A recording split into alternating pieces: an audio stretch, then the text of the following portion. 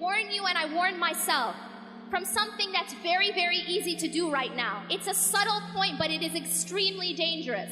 And that is focusing on the problem itself. See, one of the most powerful stories to me is the story of Musa alayhi salam in front of the Red Sea.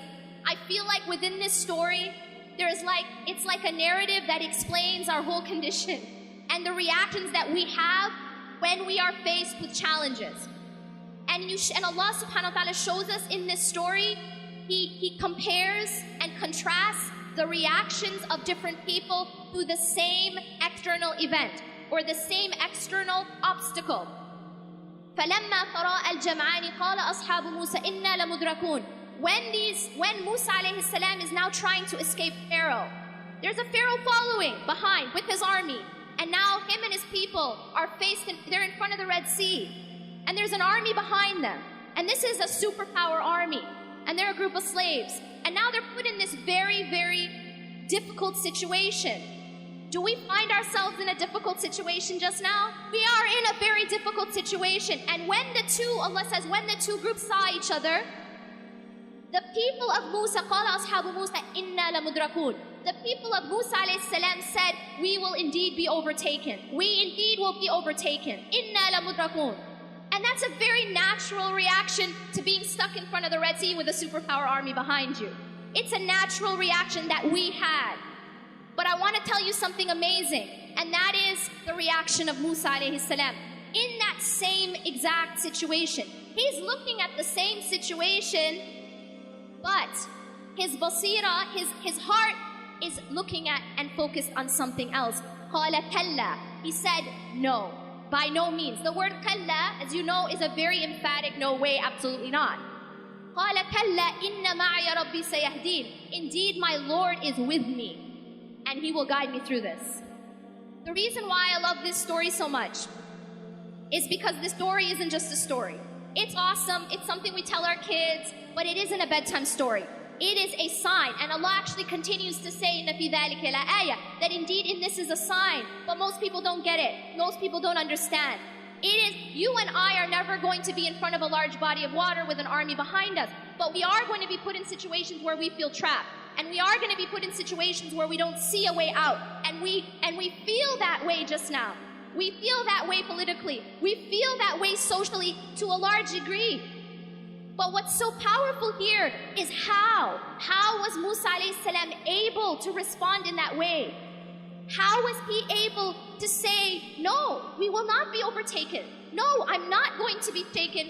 I'm not even worried that we're going to be overtaken. Why was he able to do that?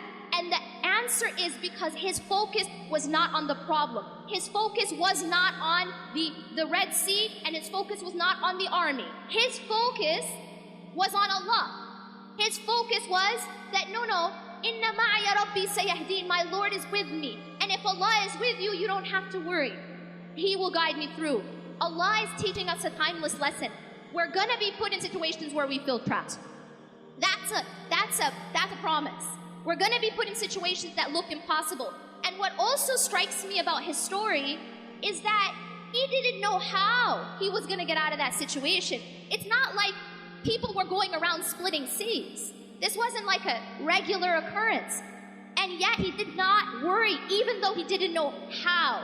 See, for us, it's easy for us to say, oh, it's no problem because I got a plan, A, B, C, D. We know exactly how it's going to happen.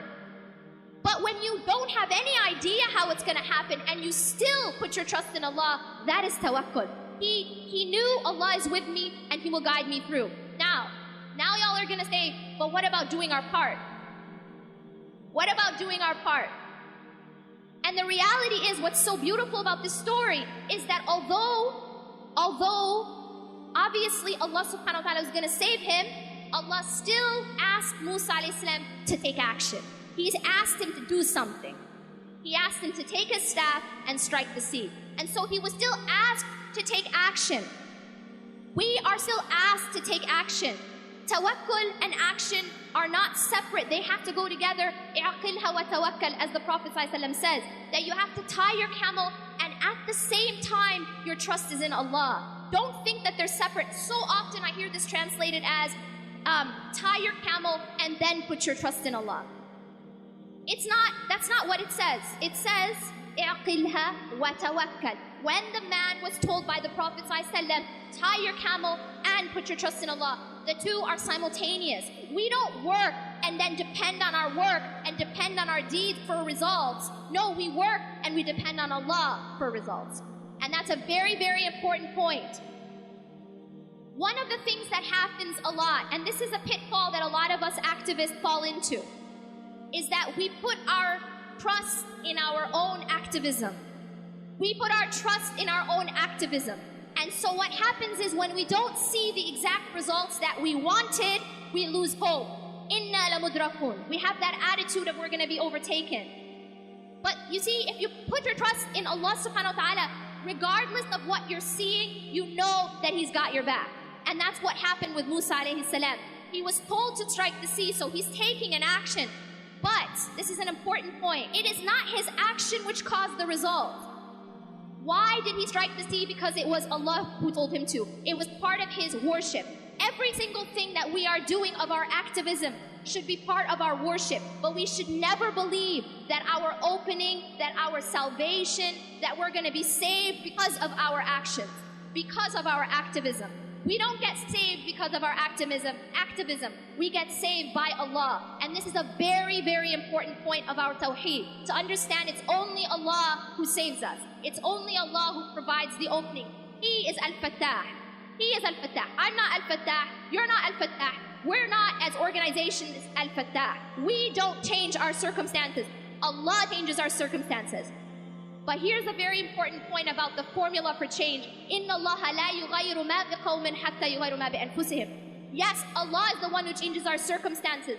But Allah also says that indeed Allah does not change the condition or the circumstances of a people until they change what's inside themselves. There is a job that we have to do.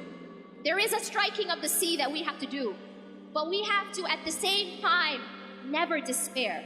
We have to, at the same time, have the attitude of Kalla inna ma'a rabbi sayahdeen. Indeed, my Lord is with me and He will guide me through. This is extremely essential. And I will tell you this. If you are focused too much on the problem, you will have the reaction of Bani Israel. Because if all we talk about is the problem, if all we think about is the problem, if all we post about is the problem, if all we discuss is the problem, then what happens is, and this is a psychological reality, whatever you focus on grows. Whatever you focus on grows. This is why Allah subhanahu wa ta'ala told us to focus on dhikr. That the more that we focus on the remembrance of Allah, the bigger the importance of Allah subhanahu wa ta'ala is in our lives.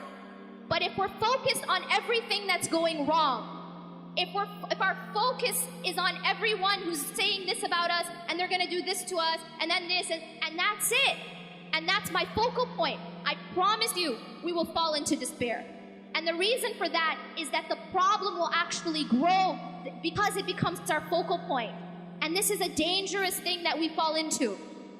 Our focal point needs to be, Inna ma'a rabbi sayahdeen. This is a very different focal point. The focal point of Musa alayhi salam, indeed, my Lord is with me and He will guide me through. Yes, I do my part because it's part of my worship. But Allah subhanahu wa ta'ala is my focus. And when Allah is your focus, then you don't fall into despair because you know that Allah's got you.